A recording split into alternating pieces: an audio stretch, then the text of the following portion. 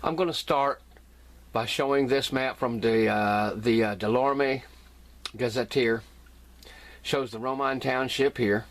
This is the Marion County, Jefferson County line. This is the Wayne County line right here. So we're looking like about a mile, a little bit more than a mile north of the Jefferson County line, and probably, what, 3 miles or so from the Wayne County line. This is the Romine Township. This right here is the Lick branch, and this is the branch that the stones indicate that the ancient mariners came up, and it joins the Skillet Fork River right here, and then the Skillet Fork meanders on into Wayne County and down this way.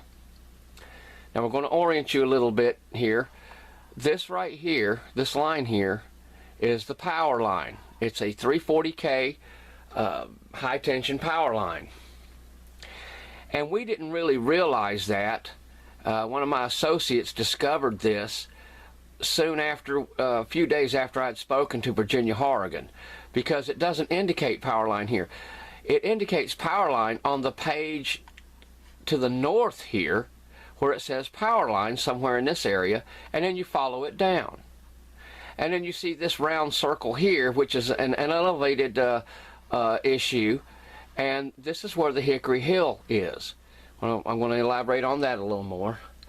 But just to give you some idea, this is all from the Romine Township. Everything in this video happens right here. And I'm going to be showing you some treasure maps. Well, actually one treasure map, the most incredible treasure map on the planet, most likely. And there's nothing that I'm going to show you that is contrived, that is over dramatized, that is made or designed to mislead my viewer or anything like that. I'm going to be showing you the facts. So here you see the Romine Township, and when we started this, we were pretty much shooting in the dark, and this is what I had to work with. And then after summer of 1996 is when I had access to Jack Ward's files, and this is one of the books that he had. He had a Marion County Plat book from 1983, and you can see it's been through one of my fires. It survived a fire, which I don't know if I could have ever replaced this. It would have been impossible. God saw fit for this book and several other items to make it through my 2008 fire. Now, my 2008 fire burned up my my book slats, all of our articles I had with my book 1 and book 2, and out of everything I lost from that fire, there was only one single sheet of paper that I was unable to replace. It was very important. Everything I had was very important, but there was only one sheet that I did not have, that I could not find a backup of. Now I'm going to scroll this down so that you can see it here, and this was taken from Jack Ward's file. And June Elkin, his daughter, and Harry Elkin, her husband, they gave me this to further my research. And it says here, location of Burrows Cave, T-1N-R4E, southwest 1/4, southeast 1/4, section 28. So now we're going to look at the Pinpoint map, which is of this area. Now, the area just described there is this block of 40 acres here. And I don't know if the camera's going to pick it up, but there's 2 red dots here. This is called the Pinpoint map. And I wasn't sure exactly how the Pinpoint map played into all this, other than it was exactly the target area that we had been researching. I had already been here for 2 years at the time that I got the map. However, when one of our team leaders, Ron, had taken his research, or the digging research, over into this ravine here, when this map here is held up to the light, there is a tiny pinhole right here that you can only see as the light comes through it and you hold it up to the light. This right here is R1. It runs in a northwest to the southeast direction here. The power line comes across this way. This is R2, and it runs more in a north to south direction. R1, R2. And this right here, as you can see topographically, is what we call the Hickory Hill. Actually, it's listed as the Hickory Hill everywhere. But you can see the contours that come up. And this is important because I shot earth resistivity lines on this hill. And down below here is how the Lick Branch comes around and goes into the Skillet Fork. Now just for a moment, and I'm going to explain that the Lick Branch, as it comes into the Skillet Fork right here, along this road right here, back in the back here, is a very large man-made mound, which is today called Kearns Hill. It sits on the property of Irvin Stafford, a good friend of mine. And as the Lick Branch comes so close to the Jefferson County line right here, this is the road here, Holiday, but right here along this branch, on the north and the south side of this branch, are a series of smaller mounds. The mound here covers probably 20 acres and is 45 feet high. It covers about twice as much land area as Monk's Mound over in Collinsville. So we're going to be dealing with this area right in here. And Paul and I had always surmised that if what we are saying is in one ravine, there has to be something else in the other ravine. And I have two groups tied in with my different teams, and that's diehard R1ers and diehard R2ers. And there is validity for each one.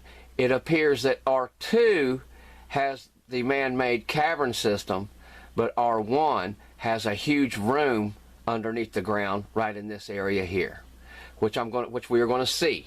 We're going to see these on the earth resistivity printouts. I am next going to show you a series of pictures taken by Russell Burrows himself in September of 1987. This will be 30 years ago this month. And let's read it here. The photographs numbered 1 through 21 are the private property of Russell Burrows and cannot be published without prior approval. Private by owner. Do not publish. Russell Burrows. He's initialed it here. Now, I don't have all of 1 through 21. What I found through Jack Ward's files is several of the pictures, and then later when I met and friended, years after, I friended one of Jack Ward's grandsons, John Elkin. He had several more of the pictures of the 1 through 21. So I'm able now to give you many of the pictures and between the 1 and 21, and they are all of our target area. Let's look at the first picture. This is looking down the power line towards the southwest, and this is planted in soybean here at the time. This is right down the power line. And the power line crisscrosses R1 at a 90-degree angle, just completely perpendicular. This picture is self-explanatory. You can see the high tension line. This is the double line here. This is a high structure. This is the first picture. All of these pictures have "do not publish" written on the back of them in Russell Burrows' own scratch handwriting. So I'm not going to show all the rest of them, but all of them have that on the rear. Next is number 2, which is one of what they call the Indian pits or the hominy holes. I'm going to call them Indian pits. These are actual bowl bold carvings down into the sandstone right on top of an ancient grotto, an ancient rock shelter. You can see it's got debris in it. And there are several of these holes on top, these ancient holes on top of this particular shelter. This is one of them here. This is picture number 2. Here's the next picture number 3.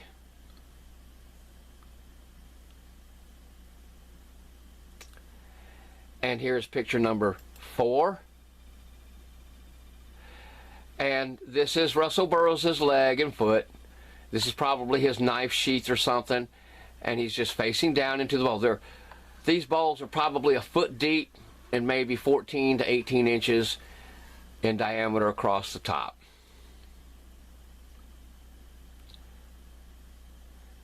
And this is picture number 6. So I don't have picture number 5. And this is one. Now, right here is the edge of the ravine here. This is the edge down here of the actual sandstone. And here's one here. This is probably one of the ones that's pictured. There's probably 5 or 6 of these Indian pots on top of this particular shelter. Now I'm going to show you here where these are on this map. They are right down here. They are just over the line here. This is the property line coming down here. And right here is just a ravine wash, and they're probably right there. This is where the Indian pits are located. And these pictures that I'm going to be showing you go up the ravine and go around this ravine.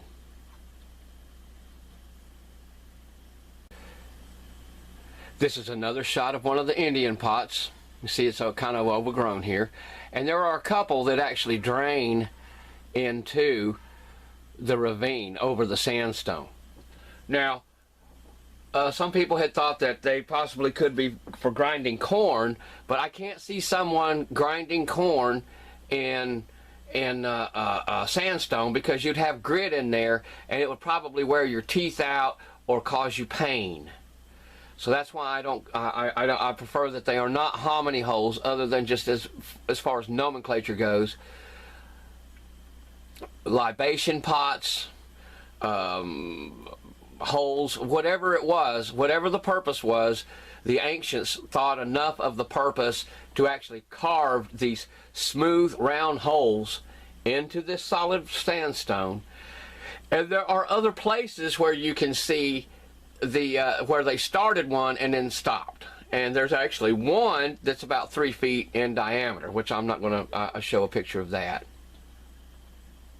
And this is picture number 7 of Russell Burrows' film. This is number 8. Now, those Indian pots I showed you, they are up on top here. They're up on top. And here it seems kind of clear, but it's not. But the sun is coming down there. And right here, Russell Burrows is standing down in the ravine, the wash somewhat. And this is the rock shelter. This is the rock shelter here. And you can ingress and egress right up this way here, or around this corner here. This is standing out in front of this particular rock shelter, probably about 30 feet or so.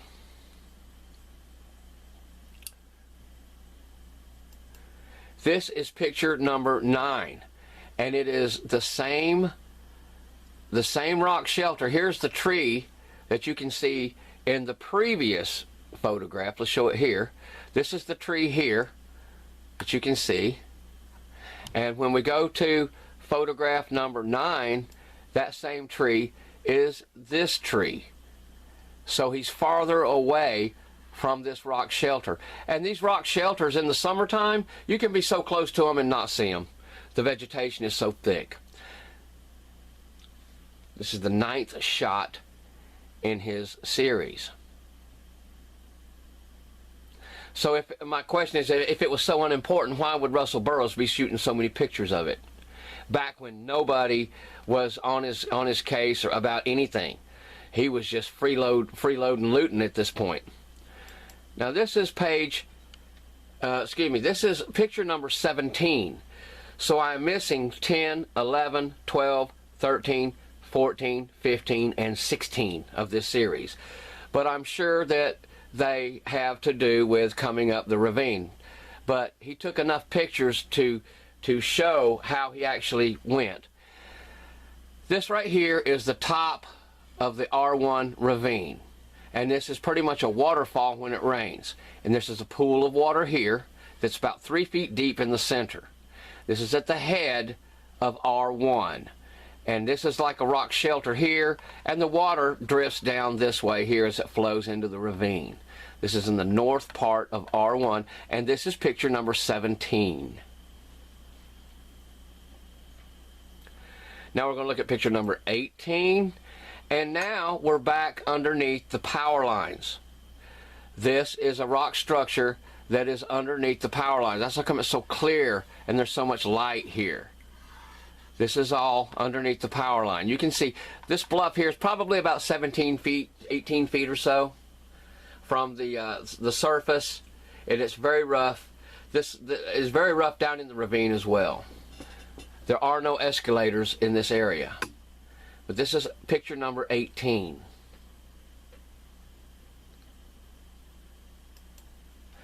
And now we're going to look at picture number 19.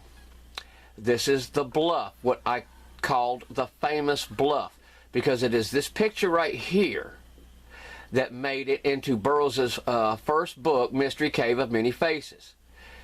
Identifiers this tree, the bluff, everything about it. And this, I had that book with me when I was traipsing out through the woods attempting to identify, and I identified this famous bluff, and we call it famous because it is in the book Mystery Cave of Many Faces. This is picture 19, and it's actually along the bluff facing towards the northwest, and the power line begins somewhere along in here. This is just probably 20-30 feet south of the power line easement. But this is the famous bluff. Okay, going back to the Pinpoint map to show you where the famous bluff is.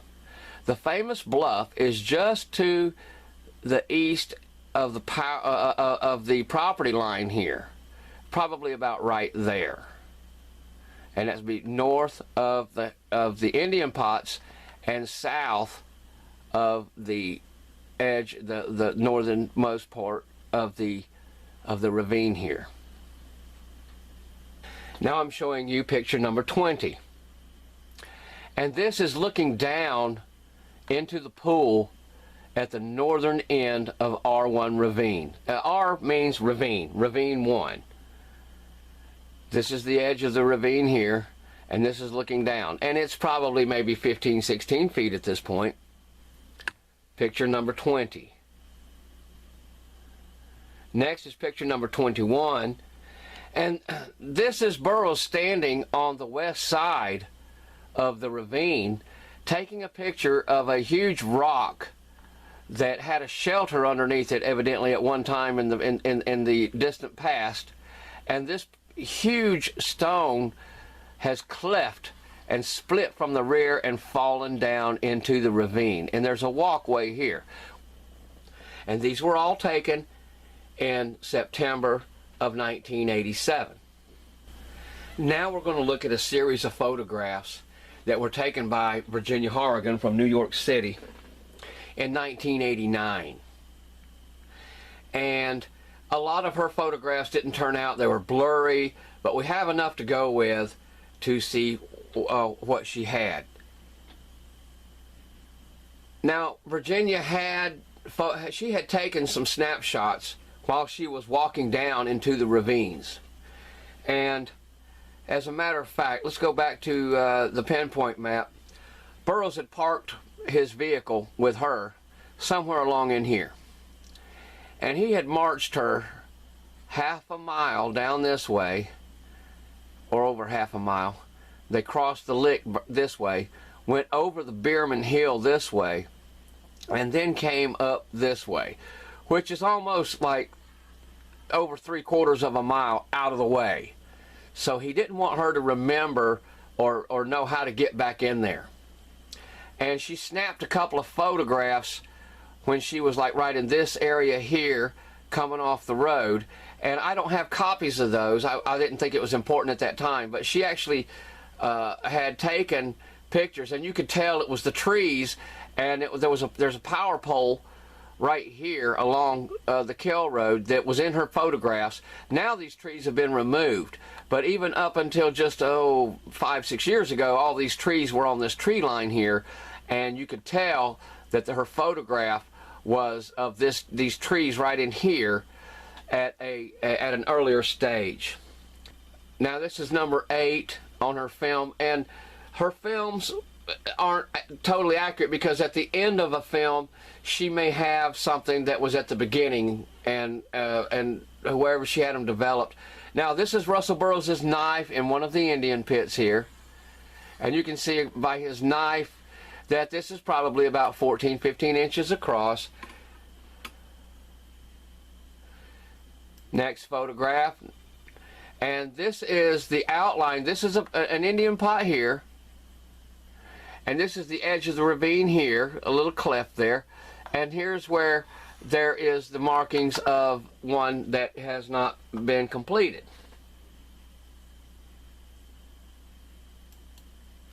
Next is number 12, and this is, I believe, just a different shot of the same halfway deal. And Burrows always used his knife. He always used his dagger for measurements. That's number 12 on her first film. She ran out of film, and then she changed. I believe in total she used 2.5 rolls of film on her journey in here in 1989. And this is Burrows sticking his knife down in one of the same Indian pits that he had. You can tell here, probably about 14-16 inches. This is number 13 of this film. And here is showing one of the other pits. It's got debris and mud, dried dirt in it. This is number 15. So, and a lot of her, and we're going to look at some more that were really blurry. This is frame 16 from this roll of film. Another Indian pot. Here's another shot of an Indian. This is the Indian pot right here that drains off right directly into the ravine here, and you can't really tell, but this right here is the tree that is beside the opening, and right through here this way behind here is the opening to this rock shelter, this ancient shelter, which we're going to look at right here in just a moment. This is picture number 21, and this is kind of distant. This is the edge of the sandstone here. This is all down in the ravine, and here's an Indian pot, and the Indian pots are scattered through here. They're scattered through the brush here. There's one here, there's here, they're all through here. And this is picture number 23, and this is facing inside the rock shelter. This is facing inside the rock shelter underneath the Indian pots, and this is the northern section here. This is the northern section here. She just wanted to get a good shot of it, which she did here.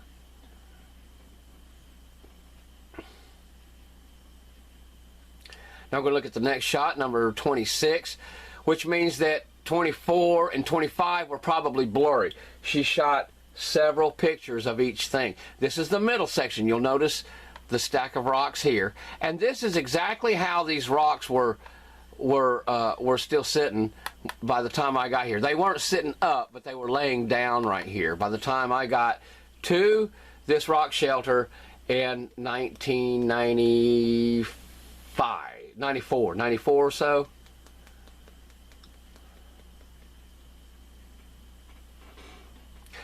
And this shelter probably goes about 12 feet back, and here at the opening at this point is probably about 2.5, 3 feet maybe. This is shot number 32. And shot number 32, this is to the south end of this particular rock shelter. Just has a little bit more here. And right in here is where I and one of my associates found some artifacts. We dug up some artifacts one evening, and that was in September of 1995, actually. Right in here. Just showing you these pictures. This is called frame number 32. Let's look at the next one, which is frame 36. This is an overall shot of the front. It's blurry, but you can see this crooked tree here, which you can see also in Burrows' photographs, and you can see the tree I pointed out earlier right here. And it shows the opening of this rock shelter here. And this is all in R1.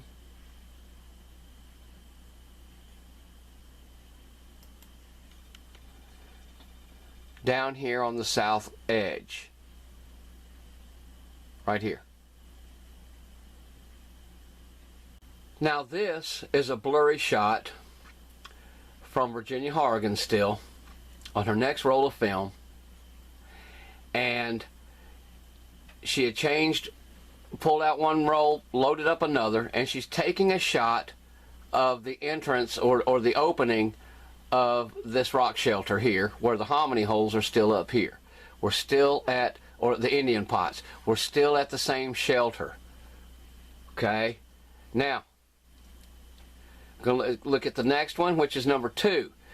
Now we are actually, she has stepped out. This is the entrance here, or the opening here, and she has stepped out and she is shooting a shot towards the northwest here. You'll see this tree here as an identifier. Next is 3 from in front of this shelter. And this is the same tree here. And this is the same tree here that we saw from Burrows' photograph. But we saw it from a different angle. Next is number 9. So this one is number 3, and 4, 5, 6, 7, 8 evidently were too blurry or didn't turn out. So the next one that we have from this roll of film is number 9. And this is underneath this rock ledge here, close to the power line. And this is Burrows squatting down. This is actually like right in the middle of the power line. This is Burrows squatting down like he's Mr. Explorer, looking into this crevice here, this niche. Next is frame number 10, which is the same overhang here, and you can see this stone here as an identifier, which is still there, and you can't really make it out, but this is Burrows right over here. This is his head right here. He's back inside it here. He's underneath the stone here. Next is frame number 13, which means that 11 and 12 were too blurry or too dark. And here we have the pool at the north end of R1. This is the upper ledge here, and this is showing the north end of the pool.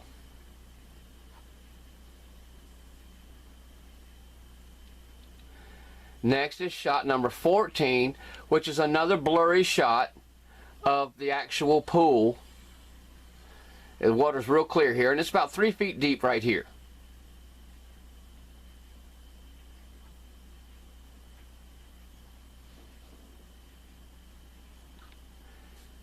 And all of this happens, again, right here on the north end, the northwest end of R1. Now we're right here.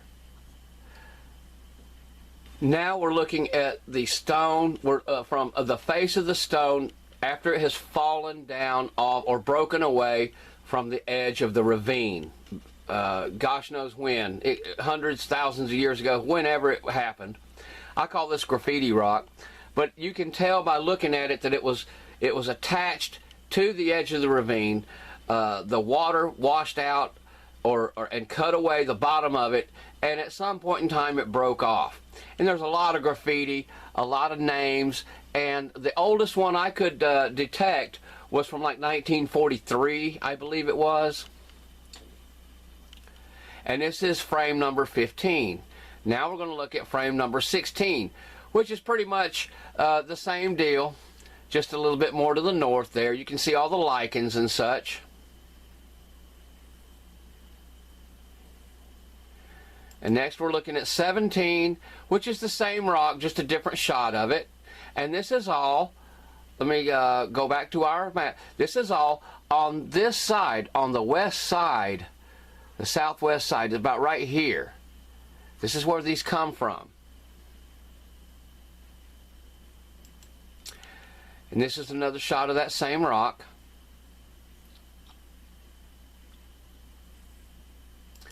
And this is number 18.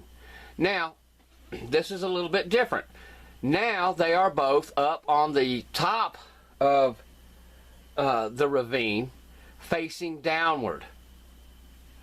This is an overhang here, and the water rushes this way, flows this way, and then comes underneath this rock overhang here, and then flows to the south, or actually the southeast.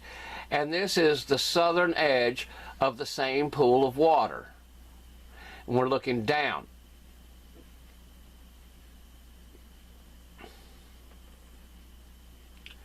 Next is frame 19, which is another shot. All she has done is taken her camera and moved it more downward.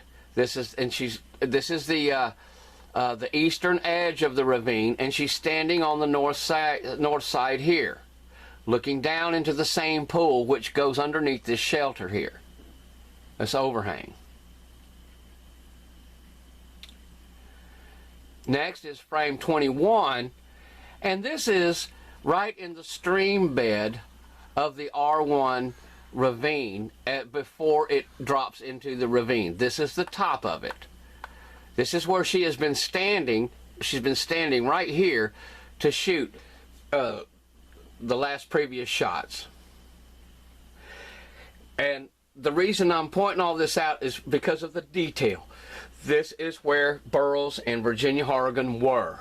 This is what is identified. This is what I can prove. There's nothing made up here. There's nothing contrived. These come from her roll of film. I have not made these. Now we're going to start getting really technical. And I'm going to be explaining the machine that I used to look down into the subsurface of this area here. And I first paid a geology company out of Champaign-Urbana in late 1996, and then I did it myself again in 1997. I videotaped them.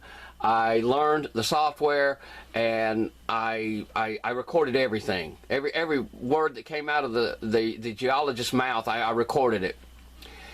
And now I'm going to be explaining the machine and explaining what I did to determine more of what we had. Now, in 1996, I only did a small area. But by 1997, I had a larger area, knew more of what I wanted to do with the machine, and when it came into 2000, I rented this machine again, and then is when we really got into brass tacks, so to speak. And this is the switch box for the cables of the Sting R1 unit. The one that we used is a little bit different. This is a newer model, AGI, Advanced Geophysics Incorporated, and all heavy-duty military connectors. But the cables that I'm fixing to show you, they go into these connectors here, and then the other connectors feed into a computer with a special dongle to make your computer work with this unit here.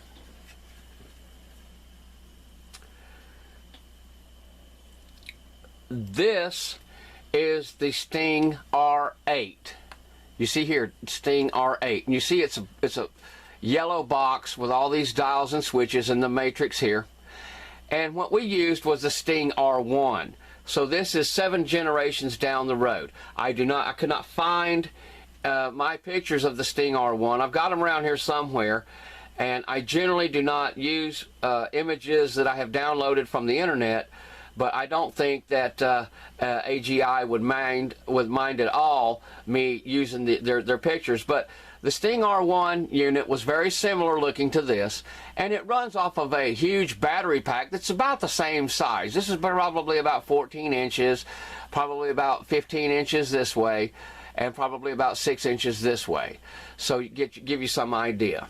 And the battery pack was quite cumbersome and heavy, but this is not a voodoo machine, which I'm going to be explaining here.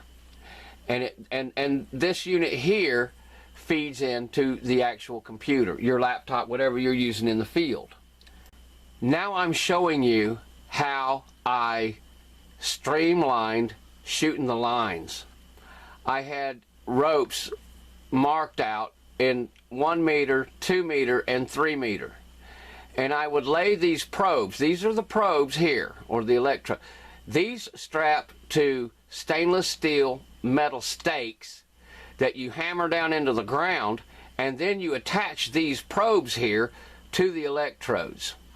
And I would wrap up the excess cable and zip tie it so that when we got out there to the site, one guy could take and string one line, another guy could take and string the other line, and they would all be laid out at a distance right here as 1 meter.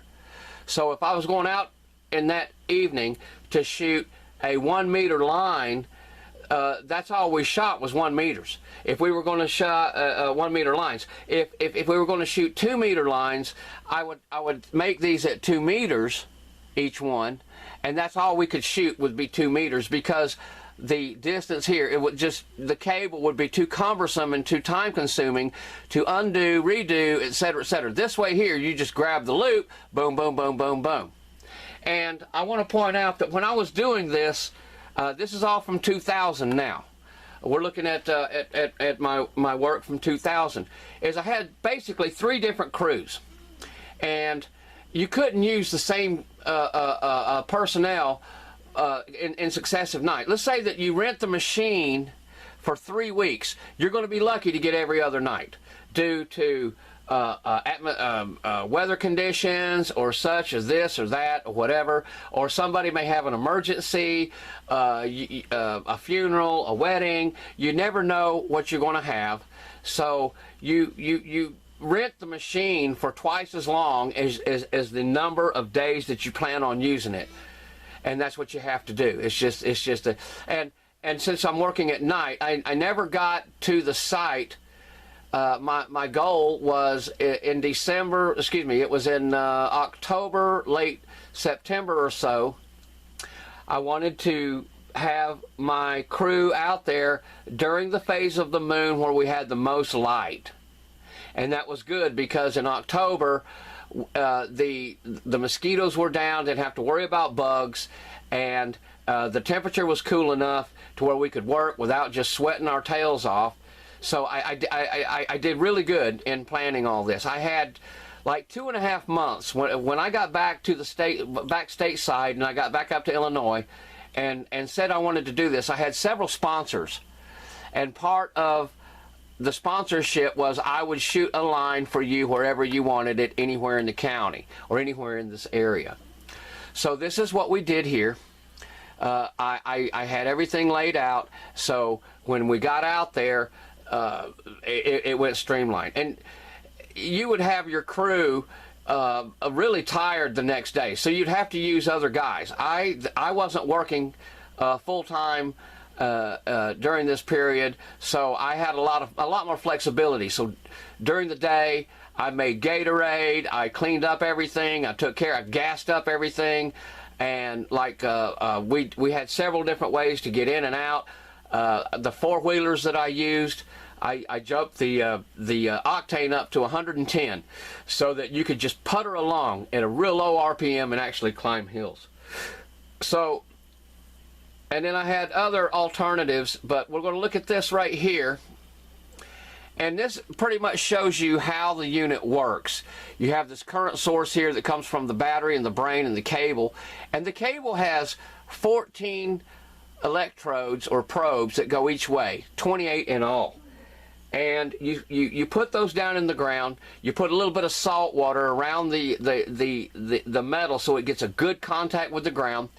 And the computer shoots a DC current all through each probe, and you see it kind of laid out here, where this probe here will talk as power comes into this one, it'll go into this one, this one, this one, and all the others. Whenever you shoot electricity, DC current into each probe, all the other probes receive that, and it goes through. So it takes about an hour and 10 minutes or so to shoot a line. It takes about half an hour to set up for the line, and it takes about another 15 minutes to run through the testing, and then it takes about an hour and 10 minutes for the actual test to take place. And then it takes about 20 minutes to gather up all the probes, pull up all the stakes, and then move to the next spot.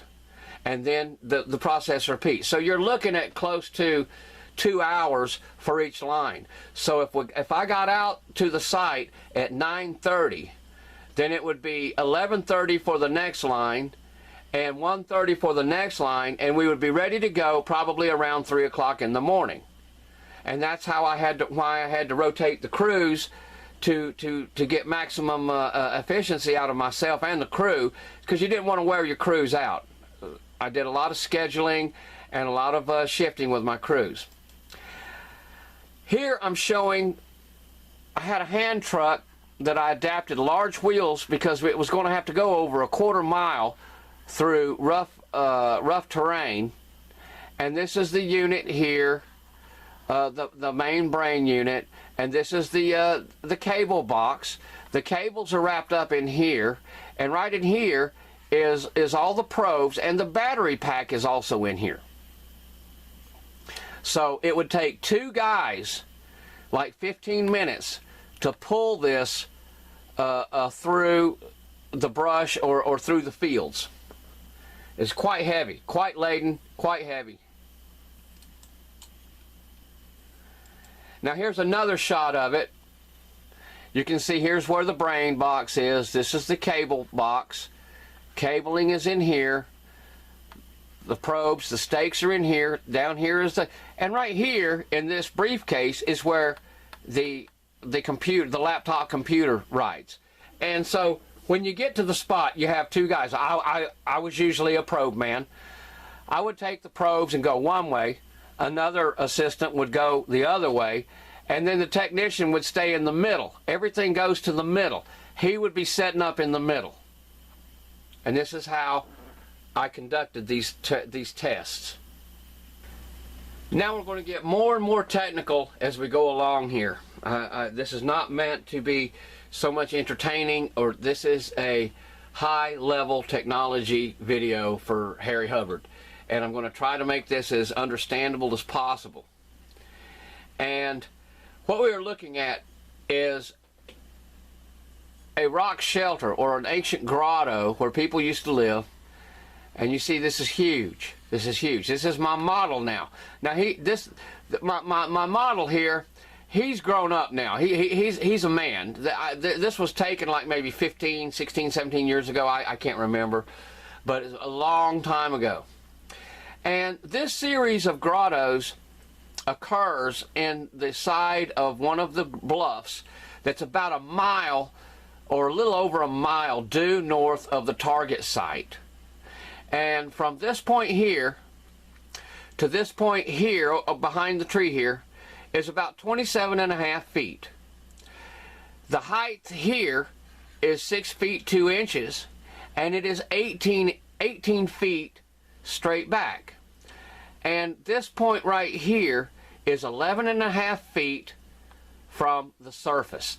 So anyone that claims or comes up with a machine that they say can hunt for cavities or caverns or caves down in the subsurface, I have a visual control subject that I can go to and test their machinery. Now, let's look at the next photograph. This is another shot of the same opening. The same opening. We're going to look at a few shots of it. So, you know, seeing is believing. When you have a visual comparison to what your machine is going or can read, now, you've got an excellent control set. Now, there's a couple of these caverns, these grottos to the south, and there's like 3 to the north. So laying the lines out, this is the main one, this is the largest one, this is the cleanest one, and this is where I test gear. Let's go to the next photograph. You see him standing here, and you can't even on a sunny day, and you can't even hardly see how big that grotto is in back of him, rock shelter is in back of him. And this is inside. Now, back in this way here, there's an alcove, a niche, and there's like a bench carved out in the stone here. And he is now standing on the southern side of this large rock shelter. Inside it, we are, to take this picture, both he and I are inside the rock shelter. This next photograph has my model sitting on the bench here, and I am right at the face. So he's probably about 15, 16 feet away from me, and you can see here's the ground. He is sitting on the ancient carved out bench in the back. And this is what I call my control test. Next photograph, here's another one that shows you the size of some of these rock shelters. Shows you the size of them here. Okay, now we're going to get more and more technical. You're just going to have to hang with me. And I don't have this contoured because up across the top it's pretty much level, okay, where the control test is. And this is at a 1 meter spacing.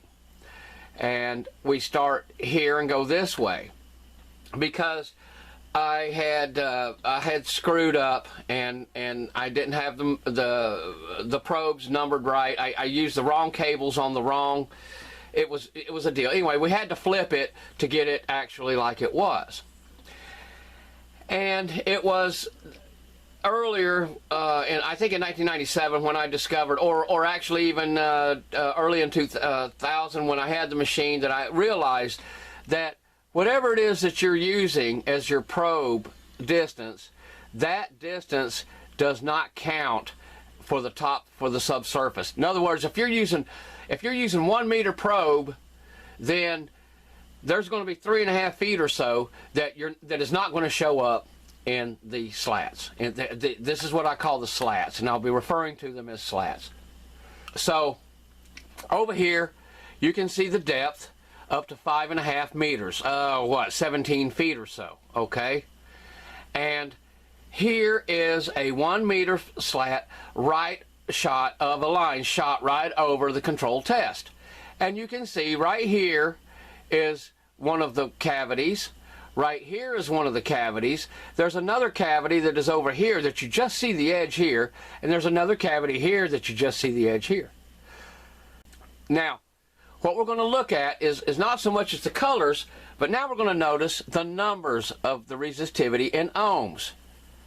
Now, here you have 1435 still in green, and then you have 2306. And here's the yellow.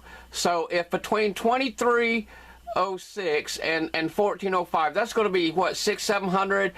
So we can safely say that right here is going to be around 1750, 1800 or so, that there is obviously a cavern, an opening, a cavity, a cave. Okay? See, wherever the yellow is at this point here, I know for a fact that that is on a room because I can do my measurements here with the meters and the subsurface distance here, and I've got my visual contact to determine exactly what in the world is going on here. Stay with me.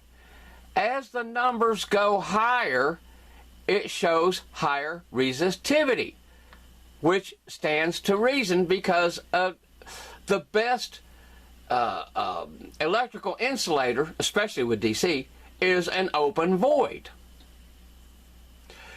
This is a 1 meter shot line in 2000.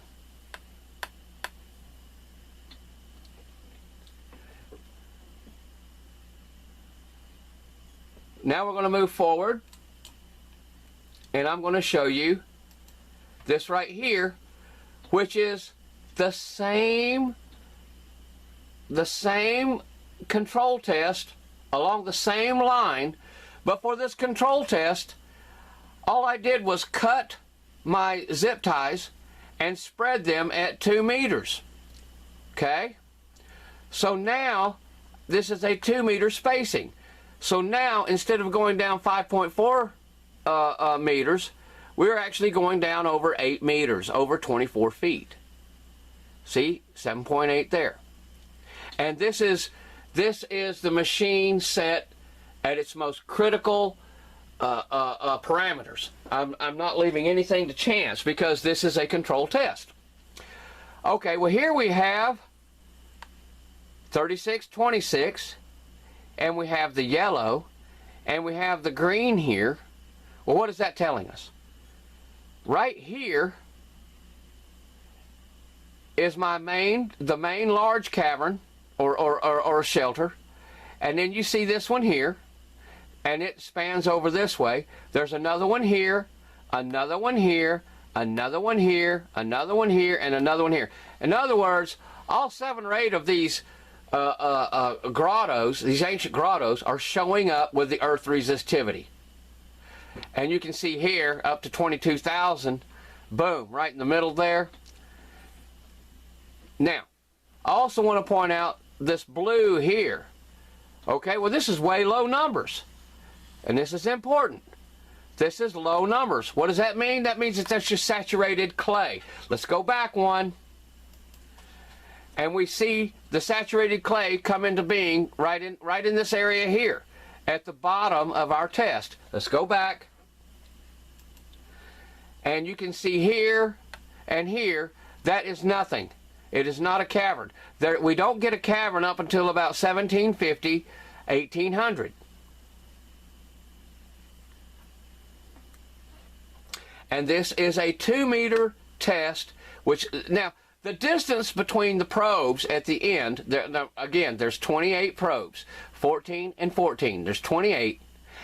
The farther the distance between each probe, the deeper you go down. Now, you can't take this machine and then have like in the center all 1 meter probes and then span them out to 2 meters and then 3 meters. You're not going to have any data at all worth looking at. It ain't going to work. That does not work.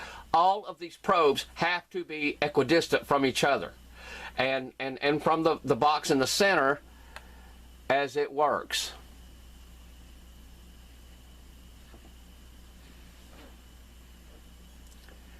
Now, I'm going to take you back to 1997, where I tested the machine in the same spot, but I used a 3 meter distance. This is my first line, 3 meter, on my controlled test. And here is the slat. I'm not going to show the others. All that is the machine printouts of the previous iterations, which don't really matter. Okay, so this is done 3.5 years before the prior two that you just saw. And this is 3 meters, not 1, not 2 meters, but 3 meters, which goes down to 12 meters distance, which is close to what, 38 feet or so, 39 feet. Well, what do you see here? Here's our main one. Here's another opening. Here shows another, and the edge of another, and this gap right here is going to be at least 9 feet, which means if you look at this right here, that means that that right there is 11.5 feet. And look at here. There is our same saturated clay. Now, look at our numbers here. Look at the numbers.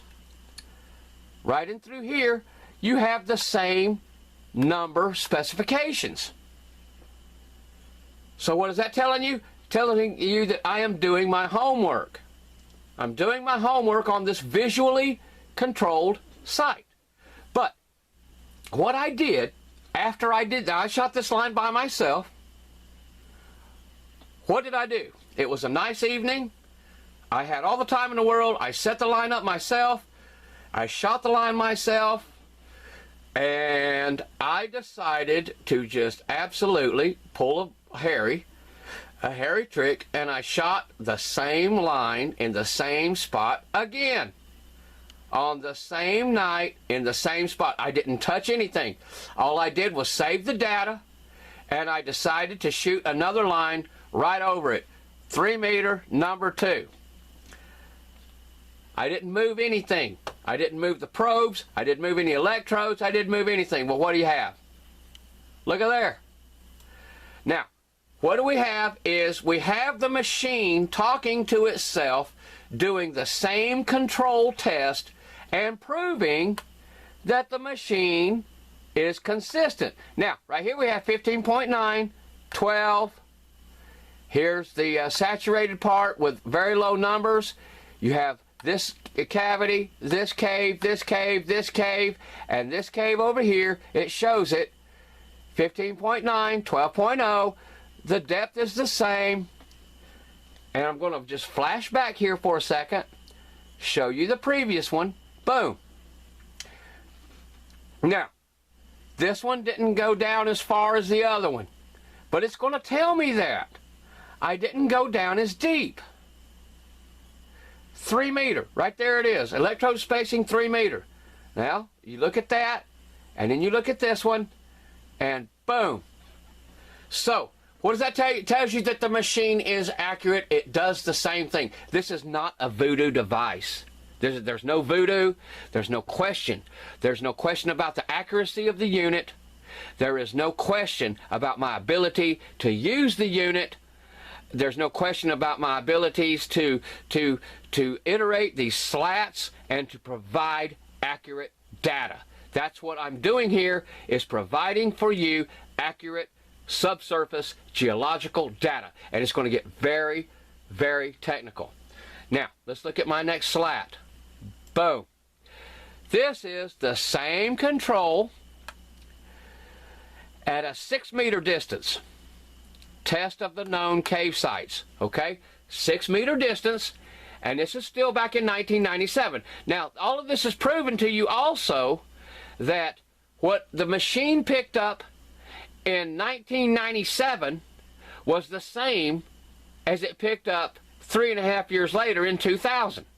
Are you with me?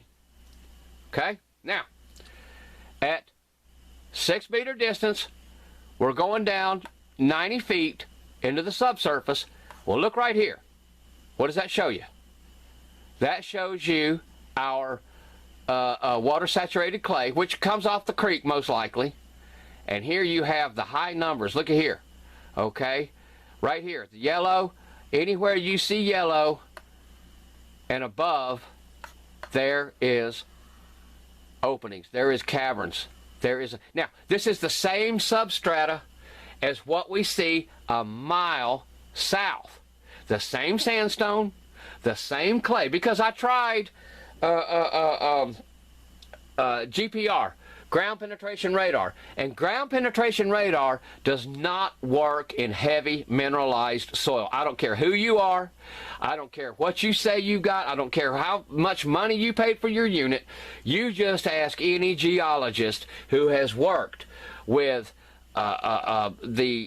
GPR, and they will tell you GPR does not work in heavy mineralized soil. Now, across a parking lot, across asphalt, smooth parking lot, where you're looking for a sewage line or for a culvert or something, GPR does fine. Does absolutely wonderful. But out in the middle of the woods where you've got rough terrain, GPR does, and highly iron mineralized soil, GPR doesn't work. And this right here at a 6-meter probe, it's going down 90 feet because your distance is algorithmically congruent with, or concise with the distance here, the distance between the probes, and 18 feet between the probes. I'm going down over 90 feet here, and you can see right up here and right up here. And it also means that for the first 6 meters here, I'm only catching the bottom of my main opening here. But look at these others; they all show up. Am I good or what? I'm just saying. I'm just saying. I hope you understand this. Now, if you're watching this and you have any questions about any of this, email me. My email will be attached to this video. Okay, so when it comes to testing with any machine, I am so thorough that it is important to not see anything, to see what something does compare with a known test subject, and then to compare with something that is known that is nothing. So, it was one of those evenings when I was packed up, ready to go, geared up, and 2 members of my crew had emergencies pop up, be it a issue with the family or something they had to do in the evenings or whatever, couldn't go out. So what I did was, I went to a nearby field and I set up the probes, I did my contouring, and I set up and I ran a test in just a typical field that was close to where I was living at the time. And you see all the fancy colors and stuff, and this lays out the terrain. I wrote down everything, recorded, and I did this with yardsticks and lasers. Okay, and I would pound something in the ground, I would get my laser, and then I would measure up and up and up. So there's a slight dip here. You can see the elevation over here, and you can see that from here to here it's 12 feet. This is what, a 1 meter line, and it looks all colorful and everything, but look at the numbers. Look at the numbers. The number 9.2, 45 point. The highest numbers are what, 150? What does that show you? That shows you that there is nothing, there are no caves, no caverns, no anything. This is all solid ground. This is all solid ground. So it's important to know what solid ground looks like at the same time as to whatever a cavern looks like. Now here's another one. Now, this is one of my sponsors, Lonnie. He wanted a line cut at a certain spot off to the east, and so he was one of the sponsors, so we shot him a line. Okay, and it was over a slight little grade there, and you see all the fancy colors and everything, but this is just showing you the minerals in the soil, because look at the highest numbers. 695. Do you see anything 1800 or above, or 2000? No. And this is a 2 meter line.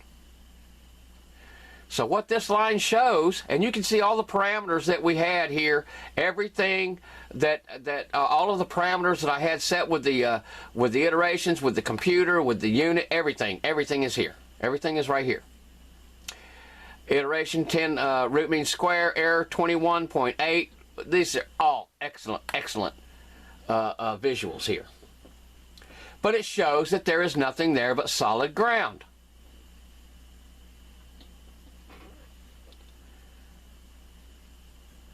Next, I'm going to show you the Hickory Hill.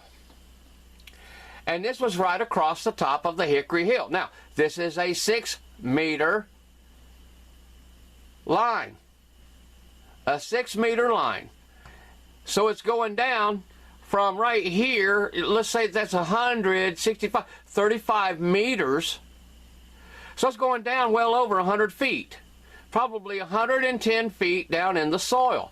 Well, you see all these colors up here at the subsurface. You know, what is this, like 20, 30 feet? But look at the numbers. They're very, very low. Okay, now I'm going to show you again where this was taken. This line was taken right over this hill right here, right over the top of it, right about right there. Okay, it took me a day. I had to go out there, and even before I got the machine in, I had to go out there with my machete and hack a pathway through the brush and the underbrush here across this hill, because it was all grown up 10 feet or so. I had to make it where I could get in there with one assistant and make this line. This line was important. I wanted to show that, and it took me, I think, it was 2 or 3 days that I worked my tail off in the heat of the summer that year to make a pathway where we could actually get in from coming in from the south with the gear, and then set up and then shoot that line. It was such a pain in the rear. Now, let's go back to the line on the Hickory Hill, 6 meter, going down over 100 feet, and look at these low numbers. There is nothing there. And that's what this line proves. Because to me, it's important to know when you're seeing nothing. Okay, now, I did, and I also did in, what was it, 97, I also shot lines over the Hickory Hill Cemetery, right over graves. And nothing popped up because I didn't realize that if I'm shooting a 3 meter line, the first 3 meters is not going to show up. So graves are usually, what, 6 feet plus another 2 or 3 feet. Nothing showed up. So the first 9 feet of the top surface soil didn't show up. And I couldn't figure that out until I got more familiar with the unit. Now, let's look at a cistern. Now, you'll notice there's no contour here because it was pretty much flat. And I shot right over the middle of a cistern. This was a concrete vault cistern full of water. Well, what's it show you? There's some subsurface interference here. It goes up to, what, 600-700? But the cistern showed up as nothing but solid rock and water. The machine was consistent.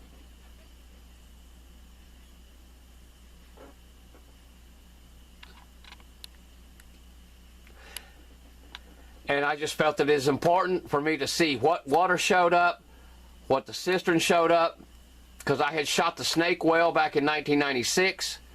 This is several years later, and the snake well didn't show up. It showed up just as solid rock because it was full of water.